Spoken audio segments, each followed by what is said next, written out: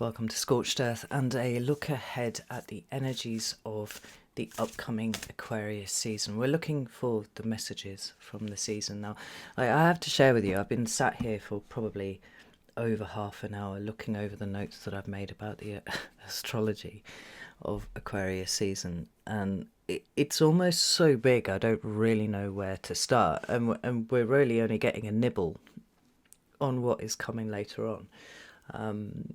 As we move properly into 2026, and before we pull cards and look at what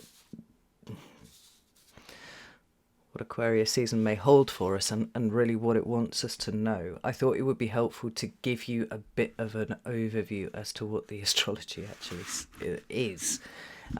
Obviously, if you're not familiar with astrology, a lot of this is going to go over your head, but I mean, trust me when I say this is a lot. It really is a lot. For those of you who are a little bit more familiar with astrology, I'm going to give you some key dates on what is actually happening, because a lot of this is paradigm shifting stuff, right? We need to start off with that as the observation. So Aquarius season runs from the 19th of January through to the 18th of February. It's just catching short of another paradigm shifting transit that happens a couple of days later, but we will talk about that as we look ahead at the messages from Pisces season, right? Let's not get too busy too quickly. Now, rather in keeping with what I consider the energy of Aquarius to be, which is sometimes it's certainly experimental, it's certainly unpredictable, very much future facing. It can also be incredibly paradoxical and complex, and I think that the best example of this is the fact that it has a dual rulership of both Saturn and Uranus, who were not, Saturn was the son, Uranus was the father, right? They stand for very, very different things. Uranus is about breakthrough. It's about breaking free. It's about freedom. It's about revolution. It's about extreme turbulence. Saturn stands for everything that is opposite to that. It is, longevity and stability and security and all of these things, right? So when you've got a sign that's ruled by both, you've got, like I said, you've got that rather paradoxical position that Aquarius holds when it has these two in tension. So let me run through this list, because I've got like 3 pages of fucking notes here. I'm not going to make you sit for 40 minutes and listen to me just reeling off all of these transits, but we really start, straight out of the gates, as it were, on the 19th, where Saturn is sextiling Uranus. Now, a sextile is a harmonious aspect where the energy is flowing very freely between both the planets. This is the third pass, right? There's been 2 passes, there's been 2 points of connection previous to this. So we're wrapping up a story of this conversation between the 2 planets. Saturn will be in Pisces, Uranus will be in Gemini, and it's the last time that these 2 have come together in a sextile. Now, if you want to look at it optimistically, you could say that this reflects a time of revolutionary restructuring, right? For sure. And perhaps in time we will see it to be that. I'm not sure it's going to feel like that at that point. I've also seen it referred to as anchoring innovation into form, and perhaps some of us will see it that way, but I think there's a dissolution aspect to it that we probably shouldn't ignore. So this is the very first thing that we've got going on. Then we've got a troop of planets that are coming through Aquarius, and so we'll end up with a stellium. So that's the Sun, the Moon, Mercury. Sun, Mercury, Mars, and Venus. They're all moving through Aquarius. What are they going to be doing? They're going to be squaring the Taurus house, and as they get later on through Aquarius, they will be coming into a square, which is an uncomfortable point of tension with Uranus in Taurus. But before they do that, every single one of these planets is going to reset its cycle with Pluto, right? They're all coming through and giving Pluto a little kiss on the way through. Now, Pluto is the planet of crisis and transformation, right? Now, it doesn't mean necessarily that everything Pluto touches blows up, far from it, but we're certainly digging deeper always when Pluto is involved in anything, and it could well be that crisis and transformation is something that we start to see as this troop of planets start moving through Aquarius. And obviously, once it's the square with Uranus, there are difficulties there. What else do we have here? For this whole time, Neptune is going to be sextiling Pluto. Uranus is going to be trining Pluto. What do we have? I'm trying to get this into some sort of order for you so that you can see what it is. You can see just how big this is, right? Around about the 26th or the 27th, depending on where you are. I'm in Eastern Europe, so it's 27th for me. Neptune will move into Pisces, and Neptune will stay there, not as it has done, move in and then move back out again. It's going to be staying there. And I mean, even just on the 28th of February, right, this list here, these are all the things that are going on this day. The Sun is trining the Moon, conjunct Mercury, conjunct Venus, conjunct Mars, conjunct Pluto. The Moon is trining Mercury and trining Mars, sextiling Saturn, conjuncting Uranus, sextiling Neptune, and trining Pluto. Mercury is conjunct Venus, Mars is trining Uranus, sextile Neptune, conjunct Pluto, conjunct Neptune, Saturn is sextiling Uranus and conjuncting Neptune. Uranus is sextiling Neptune.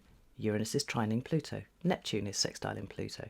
And then the North Node and Lilith and Chiron, they're all doing things as well.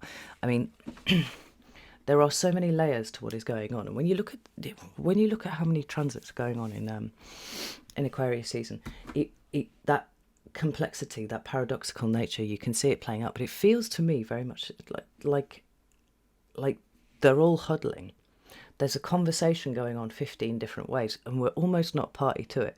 We kind of have a vague idea of what they might be talking about, and it's a bit like a sports team, and half time kind of huddling and going, right, how are we going to change our strategy? What are we going to do?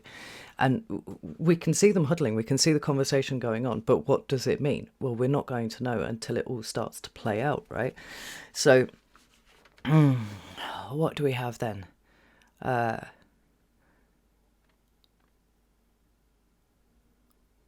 to read my own notes here. Oh, fuck me. There's like literally so much of it. It's probably all out of order. On the 4th of February, Uranus is going to station direct in Taurus, and then he will start moving out of the sign of Taurus and getting ready for his ingress into Gemini, which is happening in April sometime. And then on the 11th of February, Pisces is hosting Mercury, and Mercury will start moving into shadow. We've got about 15 days of Mercury being in shadow. And the retrograde starts properly on the 26th of February, right, which is just after the Saturn-Neptune conjunction, but certainly the Saturn-Neptune conjunction is going to be happening during Mercury shadow, right? And Mercury doesn't like being in Pisces in the first place. He particularly does not like being retrograde in Pisces. Mercury governs things like contracts, communications, travel, just intelligent comprehension of stuff, right? Commerce and stuff like that as well. So he's already in a sticky place when he's in the very artistic, very free, very detail light, but big picture heavy energy of Pisces. But then to go retrograde, he's having to go back over things, right? And that actually is going to continue through to about the 20th of March, which is when Mercury stations direct, and then it will be 9th of April before we're actually clear of the shadow. I mean, that feels like a really long time to me. What else do we have? Saturn moves into Aries 13th, 14th of Feb, again, depending on where you are in the world. Both of those planets, Neptune and Saturn, getting ready to conjoin at the 0 degree Aries mark.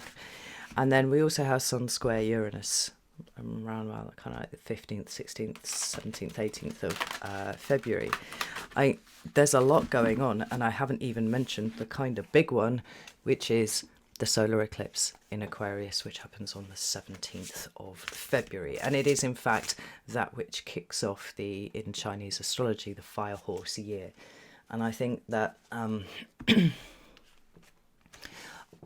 inclined to think that whatever comes up during this season here for us, it's all about the preparation for the timbre of the rest of the year. Or certainly that first part of the rest of the year, but because this solar eclipse, although it's out of sign for the nodes, it's kind of firing the starting pistol. The North Node will move into Aquarius in July.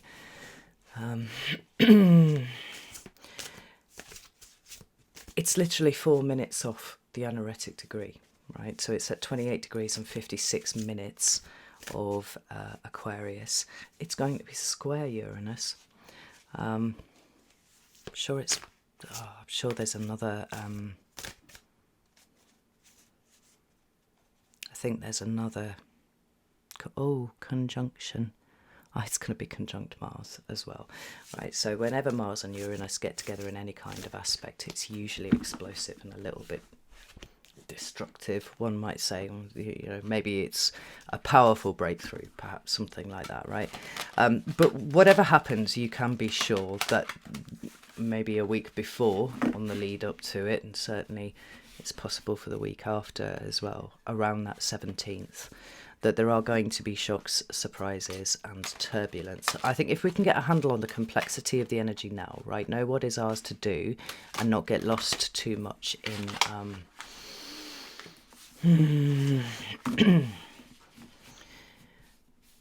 in the things that belong to the old. I mean, this is probably the best way to put it, right? The things that belong to the old.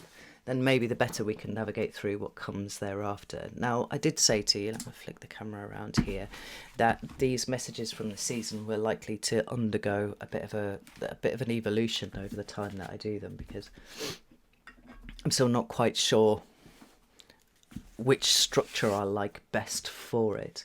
And while I was sitting here, I was like, well, does it even need a structure, really? Or should we not just pull cards and see what fucking happens? Because I think probably being a little bit looser with such things is a good idea. So I've been shuffling the cards while I've been talking to you, and I think probably the best thing to do here is pull 2 cards. We're looking for one for kind of like the theme, and we'll draw cards around that to see how that might play out. But I'm going to draw another card for the meaning, because I think if you can extract any kind of meaning at all, and I'm not talking about the kind of meaning that comes from comprehensively understanding the details of things, but simply the meaning of that's what's happening over here, there, this is what's happening in my lane, and I know all of these things are happening for a reason, whatever that reason is. I don't even necessarily need to be too clear on what that is for me to know what is mine to do, what is mine to respond to, where I need to duck and weave and bob and all that kind of thing, and where I just need to face things head on. Because, I'll butcher the quote, but it's something along the lines of, those who have a why can endure any how, right? I can't even remember who that quote's attributed to, but I think the why, in a big picture, perhaps complex, perhaps paradoxical, very, very Aquarian kind of way, I think if we can find what that is for us, I think the rest of it is just, it's just things to respond to, right? There's no problems, there's just change. So let's go 5. Fucking hell, 4. These cards are enormous. 3.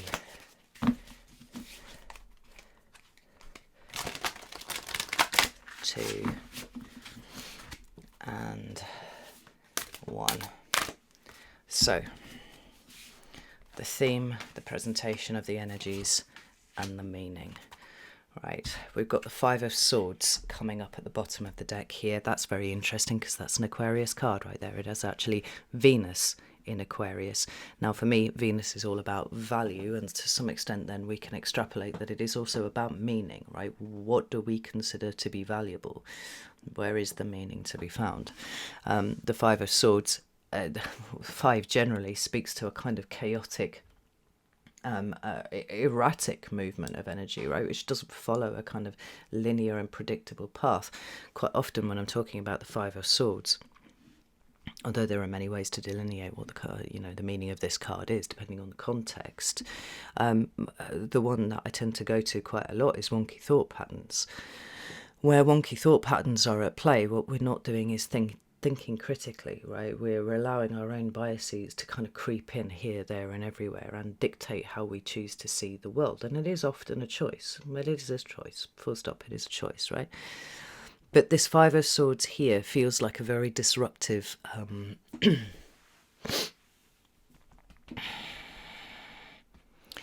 the disruptive effect that events and even people's reactions to world events have on our own psyche and our own cognition. Like I said, it's very difficult to understand something in a piecemeal kind of way, like bit by bit by bit, in a way that feels regular and linear and predictable, when everything's kind of going off everywhere. Now, the energy, right, the energy of the month is the Seven of Pentacles, right there, right, and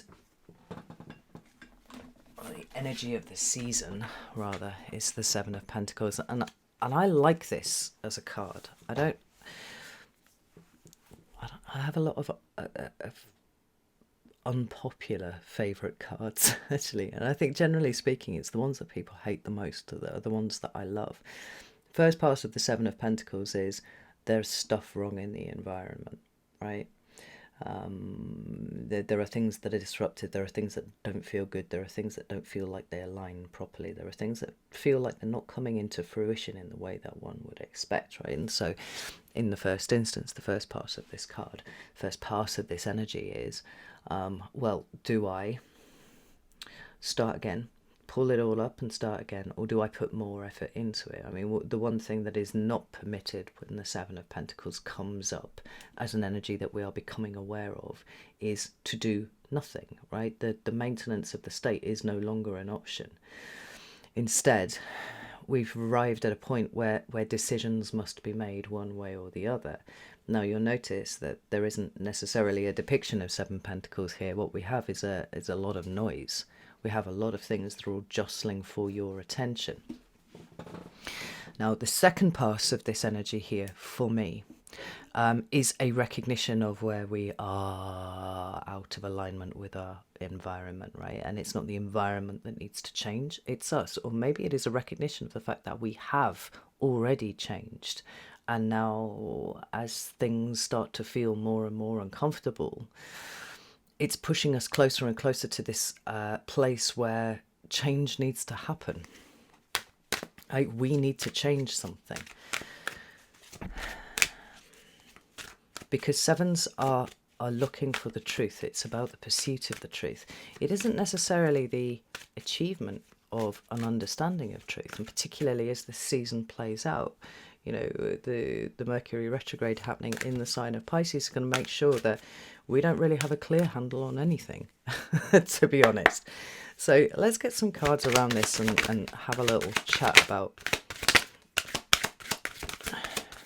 There we go. So we've got another seven. We've got the Seven of Wands. Perhaps a call to action, but let's wait and see what else we've got. We've got the Six of Swords.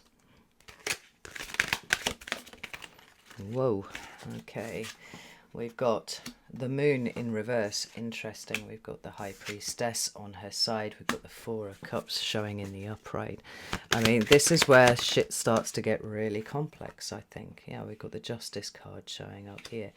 And we've got the Hanged Man at the bottom of the deck. Now, the Hanged Man is always about illumination and seeing things from a different perspective. It is also surrender. And surrender is, if you are like me, it has been in the past somewhat of a dirty word. What do you mean surrender? We don't surrender, we don't do all of those things, right? We fight and whatnot. But sometimes when the universe is pushing in a particular direction, the wisest thing that we can do is surrender to the energies of the moment, right? Surrender to the tide, surrender to the flow of the ocean.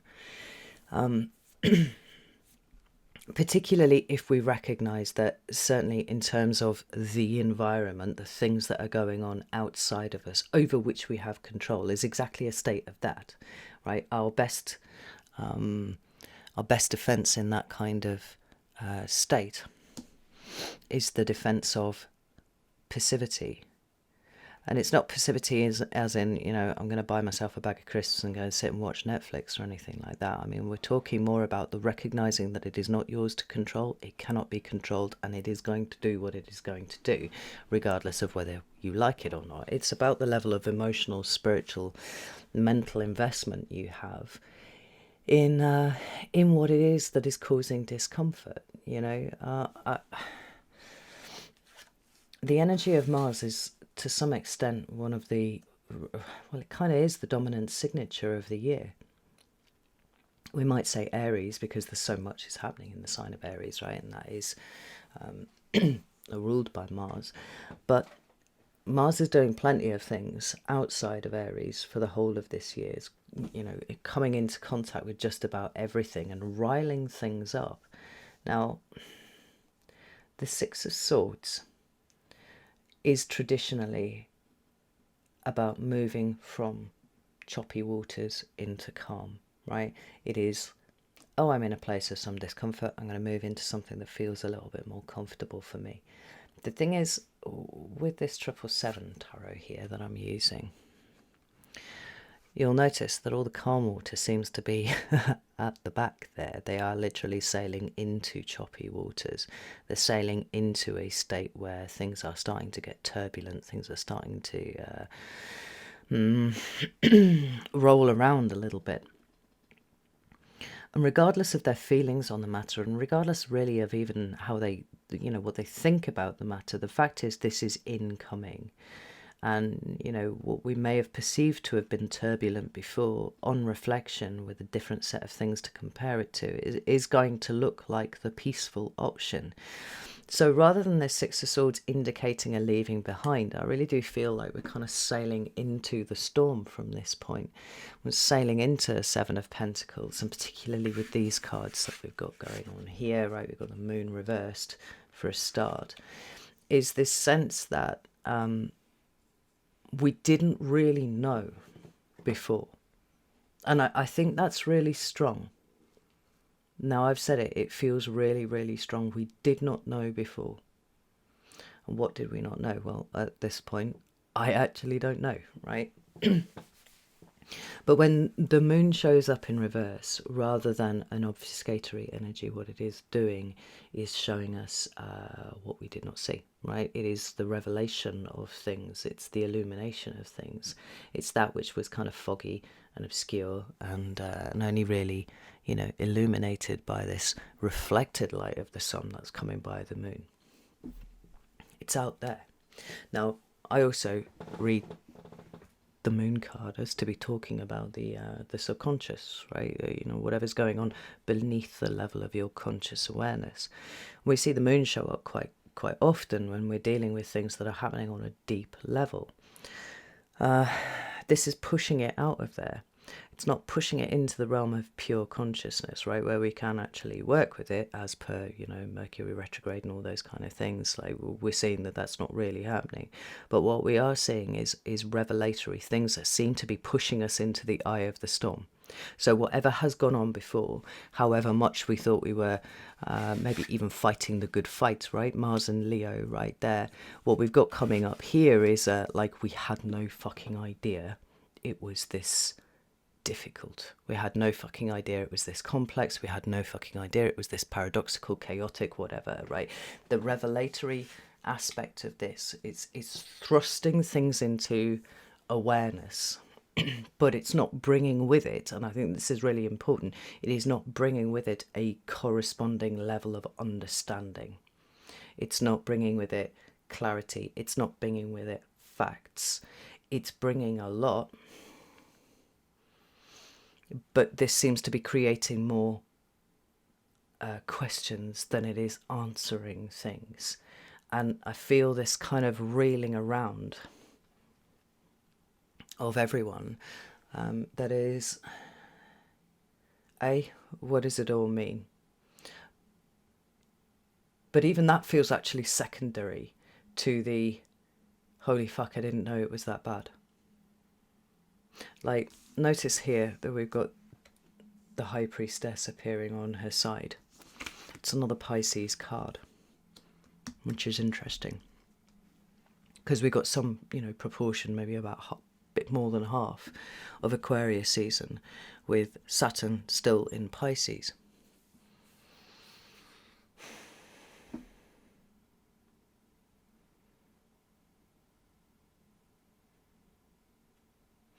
And so this sense of, well, here, no, I put these cards the wrong way around. They came out like that, right?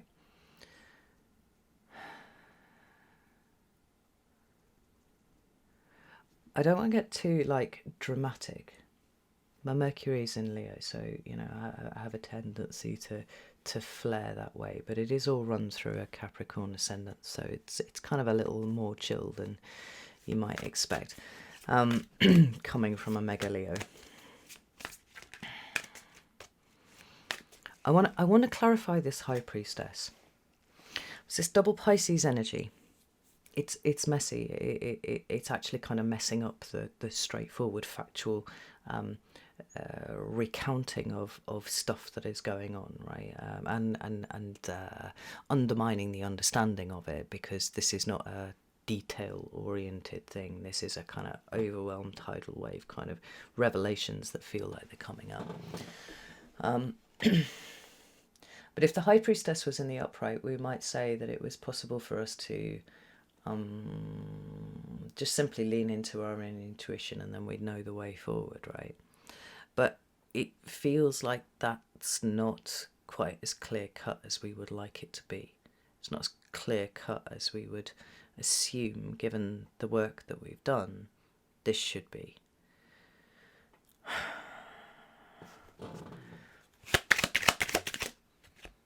Six of Swords again.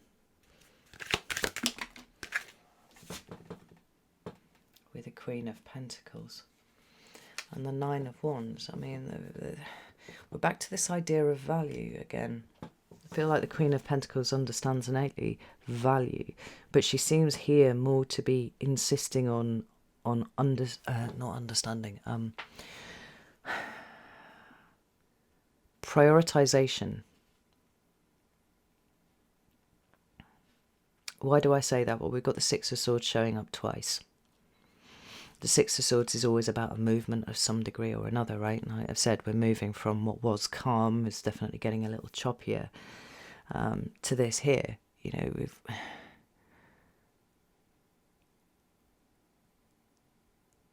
And there's almost the same depiction going on, right? We've got the calm in the background, and we've got a sense of certainly running alongside what is choppy, if not running straight into it. Now, for whatever reason, the High Priestess seems compromised. She doesn't seem to be able to give us what we need to muddle through in this moment. It is not simply a case of leaning on that inner voice that is guiding us forwards, because the extent to which it feels to me that we didn't know it was that bad has got a lot of people questioning whether their intuition has actually been tuned in as well as it should be.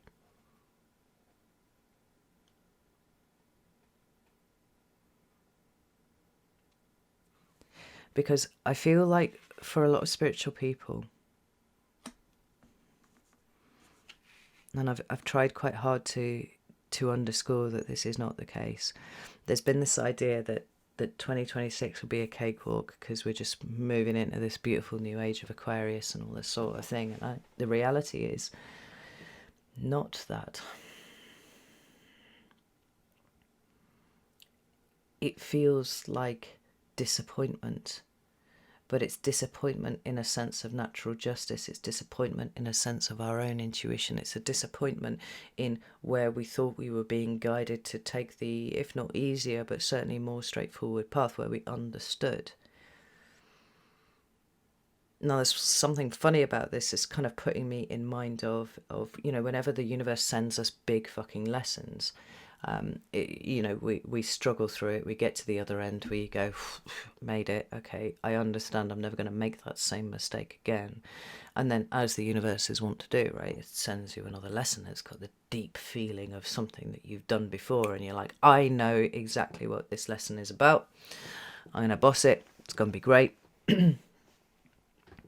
And then you try and do what you learned last time was the right thing to have done, right? And it just doesn't work, it doesn't fit, and we end up kind of being cast into our own personal abyss again, where I don't understand, I'm doing everything that I thought I was supposed to be doing, and it's not working. As I said, like, the lesson the next time around is always kind of adjacent to what you think it should be. Because why would the universe waste time on sending you the same lesson twice if you got it the first time? You know, the Justice card is about discernment. It's saying, like, just because it walks like a duck and it, you know, fucking quacks like a duck, it doesn't mean it's a duck. Sometimes it's a chicken with a kazoo. You know, like, I've used this fucking example before. We're talking about a high degree of discernment about what is useful in terms of information, in terms of feeling, in terms of our own spiritual state, and what is not. Like, because the absolute best tool in our arsenal, I think, is to be able to assess what is going on right in front of us as it is happening. Not what we think is happening, not what we think should be happening, not what other people are telling us are happening, but what we see in front of us is happening right now, even if that tests strongly our resolve and our, you know, our spiritual path, right? I thought it was going to be like this, it should be like this. The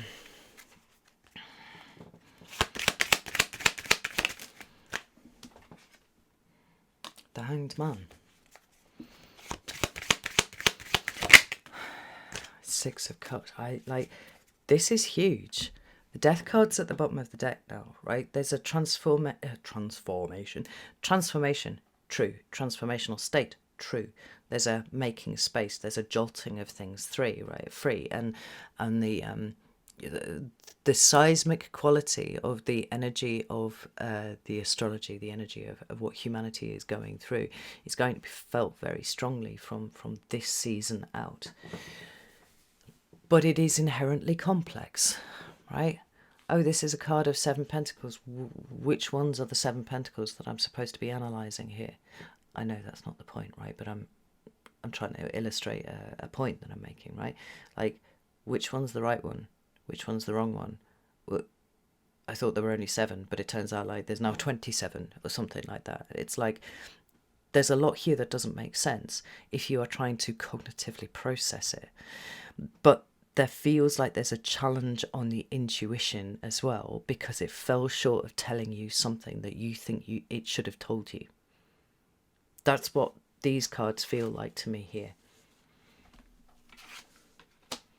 It's like your intuition might have told you a little bit, but it didn't give you the whole fucking picture. And now we're kind of stuck potentially in the washing machine or a spiral or something, right, that's spinning a little bit. And it's like, surely this should have been said. I didn't know it was this bad. I don't know why that particular phrase keeps coming out again and again, but it's strong. Now, yes, the Hangman indicates passivity. But I feel like in the case of this, it's like, make sure that you are not thinking instead of acting, right? Because acting is a big part of this year, and I'll get into what I mean by acting in a minute. But also make sure that you don't lose the ability to be able to check yourself and check your information, right? Whether it's coming from intuition or elsewhere, because in all likelihood, the intuition has given you, some of the story, just not all of it, because what it's revealing is where there is an unconscious bias, or there is something that's still kind of wedded to the old in the background. For some of us, there may even be the revelation of a rather infantile state. And I use that phrase, you know, very carefully, by which I mean almost like naive. Oh, that couldn't happen to us, this one, you know, these kind of things, where it's almost like it's outside of our realm of experience, and so we assume that it would never come, not to our door, not for us to deal with in that way. Like the way that Justice card is staring at us, not with one set of eyes, but two set of eyes. It's like a really strong focus on making sure that you are actually looking at this and not everything around it. And where the intuition needs, the dial needs tuning in a little better on the radio, like recognize that that's what this is for. Because the death card, how did I put it in my notes? I see here. There's a very specific phrase. Right,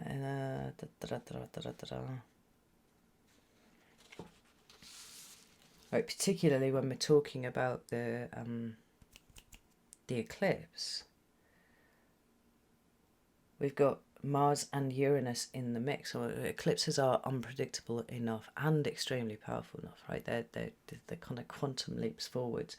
But you put it in with Mars, very impulsive, very urgent, got to do now, and Uranus, which is just volatile as fuck, right?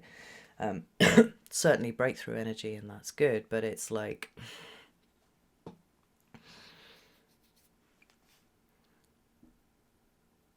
there are ways in which this season can really propel your consciousness forwards if you are willing to humble yourself enough to see what is in front of you rather than what you think is happening. Let's put it that way, right?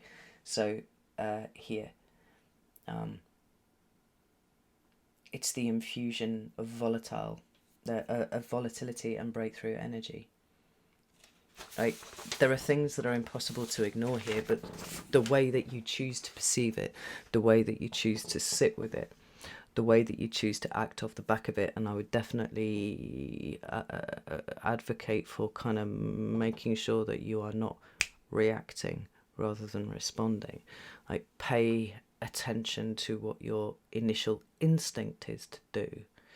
Because like I said, it feels like this whole season is about sharpening up, tuning in, making crystal clear the intuition, recognizing where we excised bits of the message, possibly because we didn't hear things as they were all coming through. Like, we literally tuned it out because we didn't feel like it was relevant. This feels highly fucking relevant. Now there's an opportunity here in the energies of the moment if we choose to take it, but there is also the potential for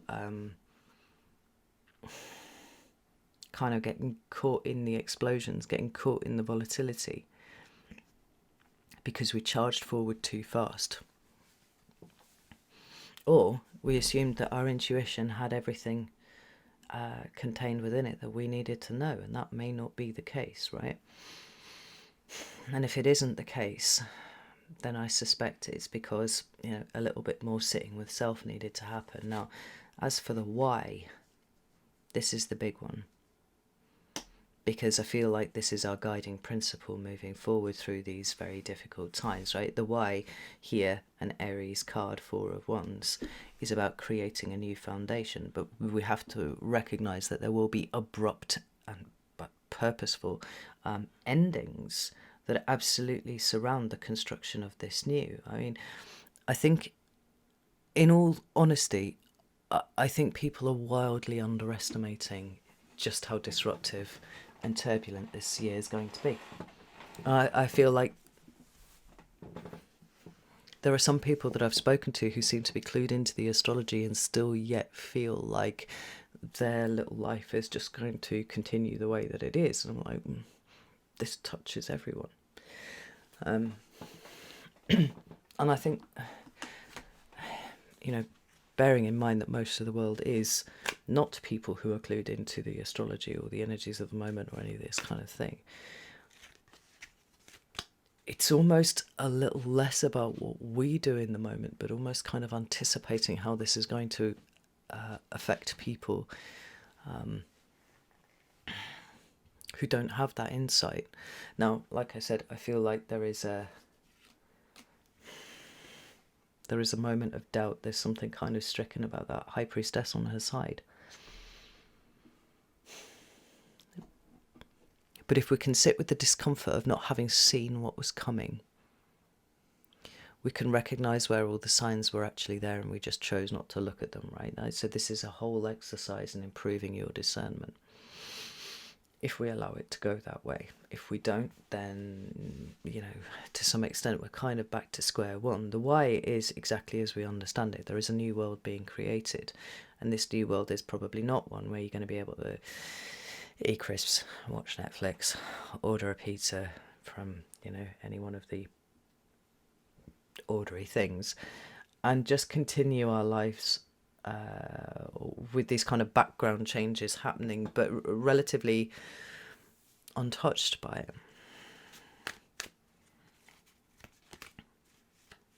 In an act of creation, something is destroyed. Like there are no examples where that is not true. You want to make an omelette, you got to break the eggs. If a seed wants to grow into a beautiful fucking oak tree, or an acorn wants to grow into a beautiful oak tree, it literally has to completely fucking destroy itself to reach its potential, right?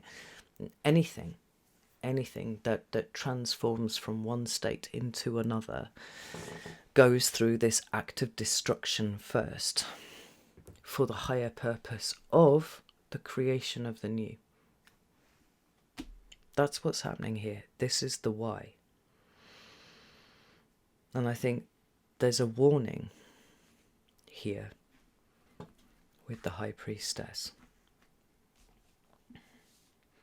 which is not to get into a state of spiritual stasis whereby you feel like you have all of the answers. There's a certain expectation that things are going to go a certain way.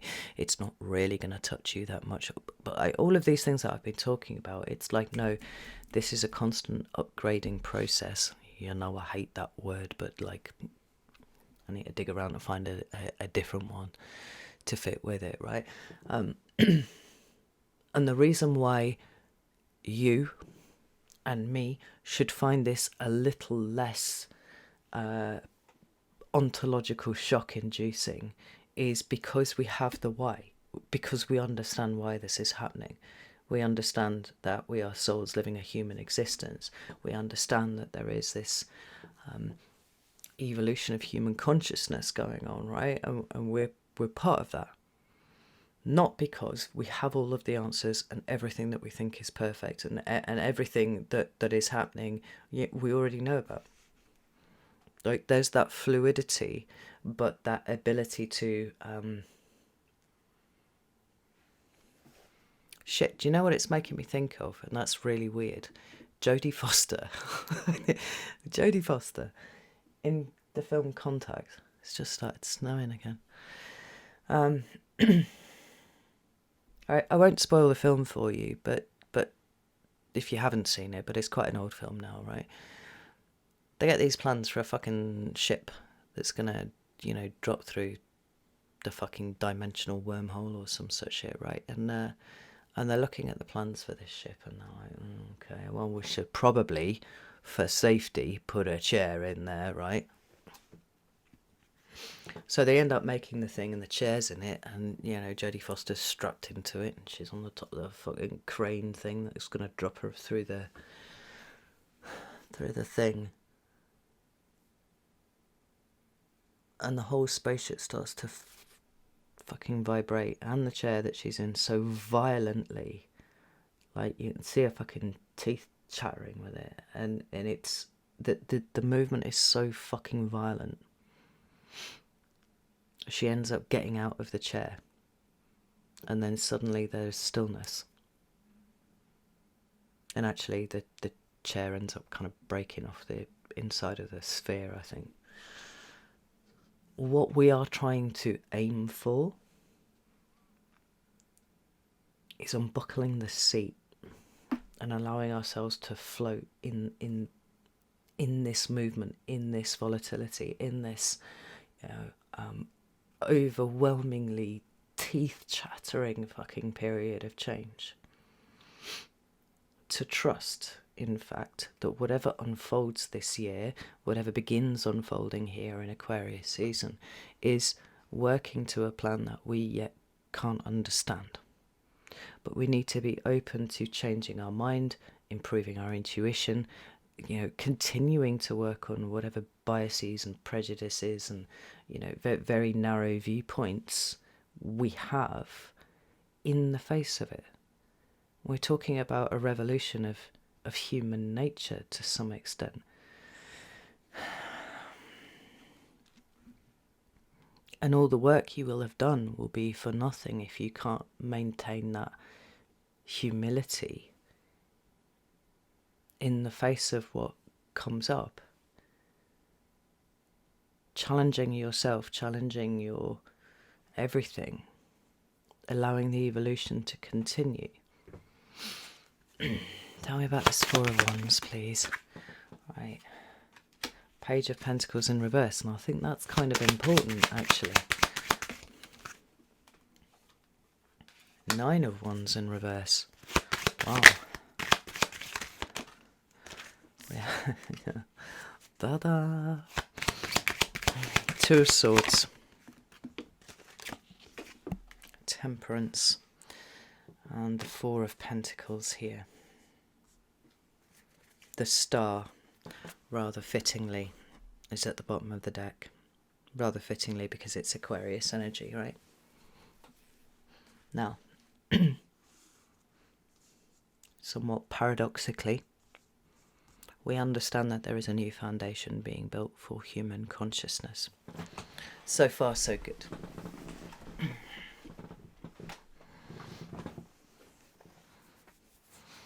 Do we understand how it's going to happen? Not really. We just know that there's a lot of turbulence associated with it. Is this something that we can protect ourselves against? No, it is not. You know, the kind of personal work that you've done on yourself is not a suit of armour to withstand the change. It's a training protocol that you have been through, so that when you know, when you're forced into it, the mean that you default to is the one that has been trained into you. Is that my old coach? I'm sure I said this last time, maybe. I only said it once, but it really stuck with me. You don't rise to the occasion, you sink to your level of training. And I was like, how? That's simple, but it's fucking real. Now, you're not going into the ring here, you're not about to fight an opponent, but I do think there is something about that aphorism, maybe, is that what we call it? Maxim to live by, that holds true no matter what it is that you are doing. You achieve mastery at the things that you do over and over again, and to some extent, like, that's what you've been doing for the last few years, right? Is developing this mastery over self. But let's not think for a second, let's not get complacent, let's not actually allow ego to drip in, to say that there is no more work to do. The why is this. The how, as yet unclear, but I think really starting to take root during Aquarius season. Like I said, that solar eclipse is really firing the starting pistol, but only in terms of how we are aware of it. Remember again, I didn't realise it was that bad.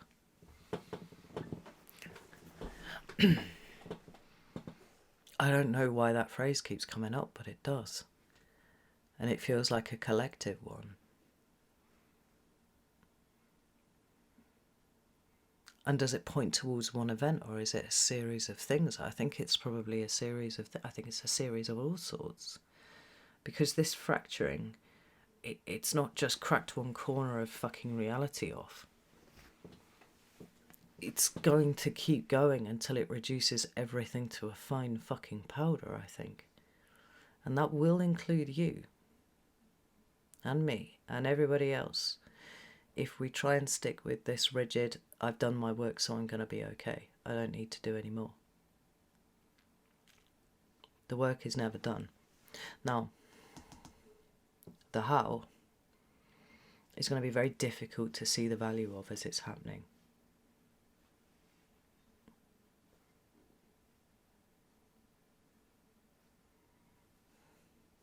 What do I mean by that?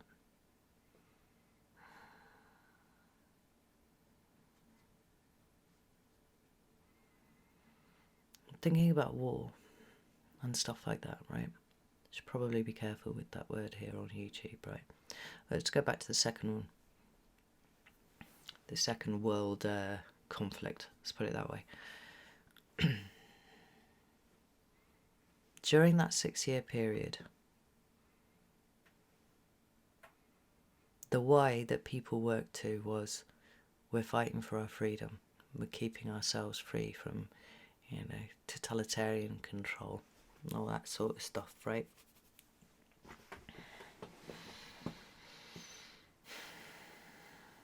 But all the way along the line, there was a cost paid.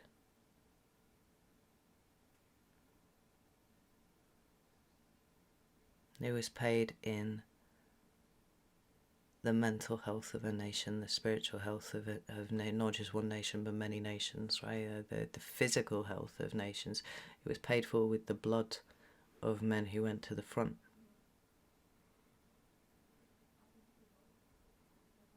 I'm sure there was more than one person who said, is the price that we are paying worth it? Where is the value in what is happening right now? Hence the need for such extraordinary levels of propaganda. Your country needs you, do your bit. All this sort of thing. We're trying to galvanise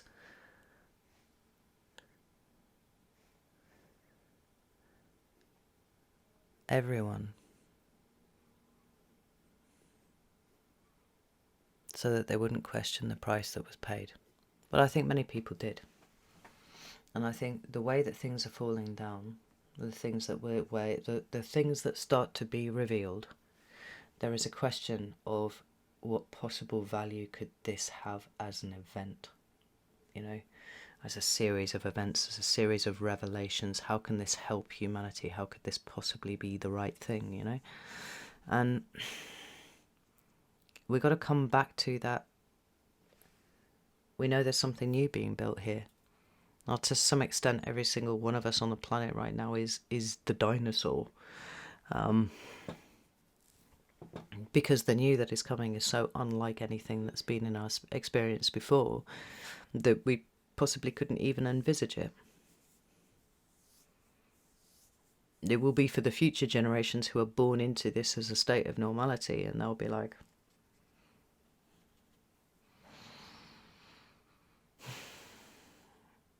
I don't even know if what I'm saying is making any sense here, but you can't understand it, you may question the value of it, you certainly can't defend against it, and to some extent you will want to resist it.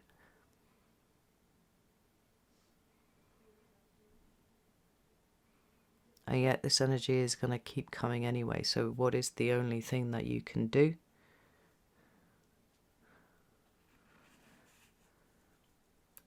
Find your balance, find your temperate place, find your own equilibrium.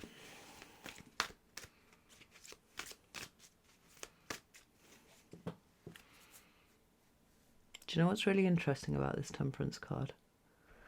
We usually talk about people filling their own cup, right? The angel on the temperance card is pouring from one cup into another. Just fucking picked up the deck and there's the 5 of Swords underneath there. This one is different, and I don't know if it's different because it's the way the Bulgarian mind would interpret it. We've got people doing their bit for the collective, for the community, right? Everybody's pouring water, filling up buckets that everybody will benefit from. It feels like there's a different kind of idea of what community may be that's starting to show up, right? And we have to lose the old so that we can develop the new. How do we do that?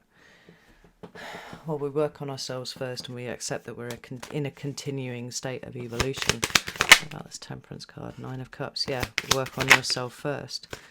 And then 3 of Pentacles. Begin the work with others. Right there.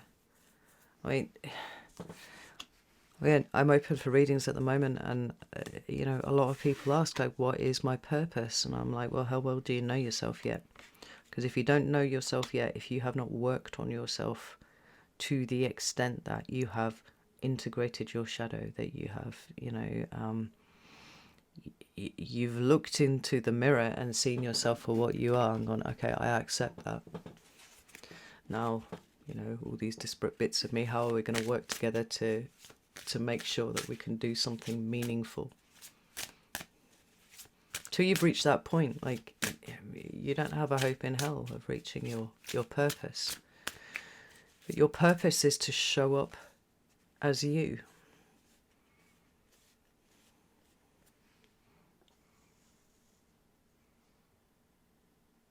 And if everybody showed up as them, with their own unique skills and viewpoints and all that kind of thing,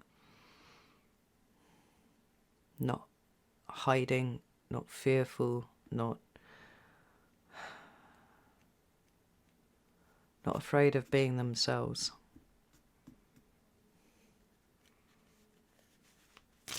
something really powerful will emerge. Now, you can't talk about Aquarius without there being some level of authenticity and vulnerability. The star literally speaks of exactly those, but it speaks of connection too.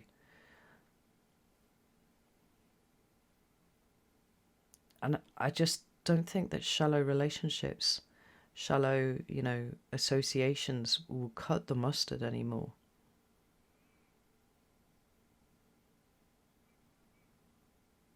It's like people want to connect with the deepest parts of other people. They're wanting to connect from that place themselves. And from there, they can work together to create something that actually facilitates humanity. But we've got to break through the resistance of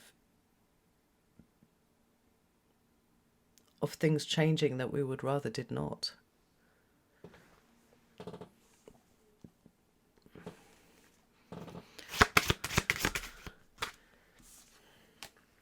Touché. The Star and the Hanged Man again.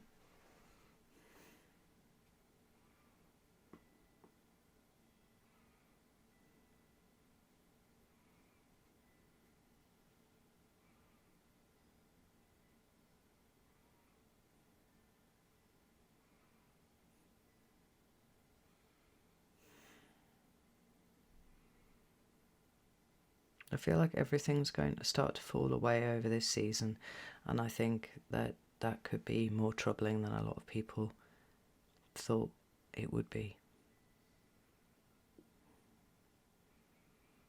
But it's okay. Because if you hold on to what is real, and what is real is you, and you show up and connect with what is real in others, see what is supposedly solid and tangible and material, it gives way to something else.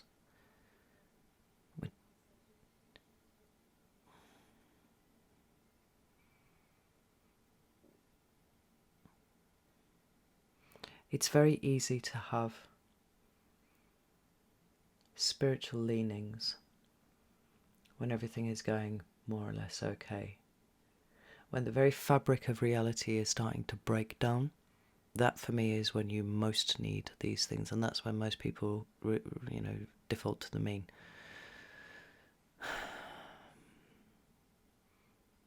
They tend to double down on what they're familiar with, and they double down on what they want to keep secure.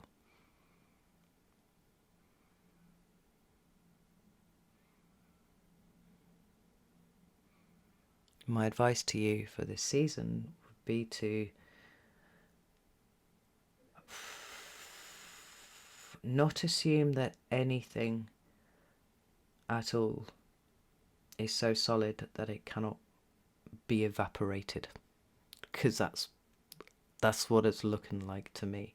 And I don't want this to sound like I'm being negative, because I'm really not.